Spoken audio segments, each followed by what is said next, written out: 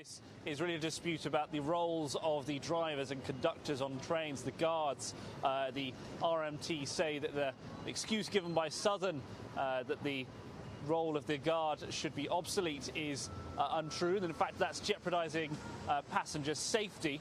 This has come weeks, this strike, after severe disruption caused by extended staff sickness. RMT say that's an excuse, and in fact many have claimed this is more of a sick note strike. Earlier on I was speaking to the Assistant General Secretary of the RMT, who told me why he thinks there has been an increased amount of disruption in recent months. Well, the real reason that trains are being cancelled on days when there aren't strikes is because Govia can't run a train service. They're incompetent and they haven't got enough staff to man the trains, to put a train crew on there, drivers and guards, and they are running vacancies in order to save themselves some money. It's not down to the levels of sickness. Our members are under quite a lot of stress at the moment because of the actions that Govia are taking, but we're not aware that there's any greater level of sickness. The main reason is that there's vacancies and that Govia rely on excessive overtime to run the system in the first place. And what's the deal with overtime with your staff?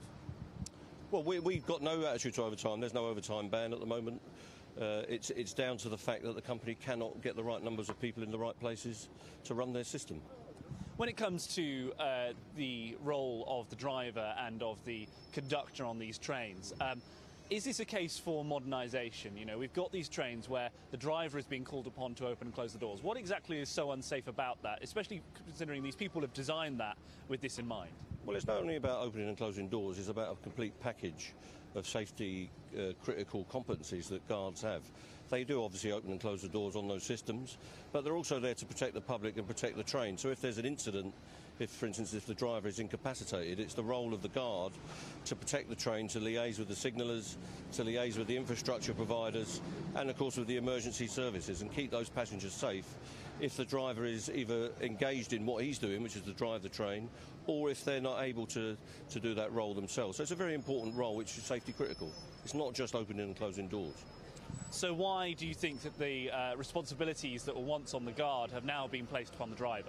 Well, it's very simple. They want to get rid of staff. They want to run a cheaper system and dilute the responsibilities of the safety critical staff so that they can take them off the trains and run the trains with one member of staff eventually, and they'll transfer the people that are currently safety critical into revenue protection, issuing penalty fares, collecting revenue and taking away their safety responsibilities. And eventually they'll probably wipe those jobs out as well, as they're attempting to do with the station staff. They're attempting to close all of the ticket offices, get rid of all the staff that serve the public in the public areas, and just run a stripped-down, cheap franchise. That's what the company's after. Assistant General Secretary of the RMT there, talking about his frustration with Southern Railway Services and the people behind it. Southern Railway Services obviously are one of the most popular and busiest railway services in the country, let alone in London. 1 in 5 journeys are either a Southern train or a Govia train, which really shows the extent of the disruption today, not just the sheer amount of people that might be disrupted, but also the disruptions themselves.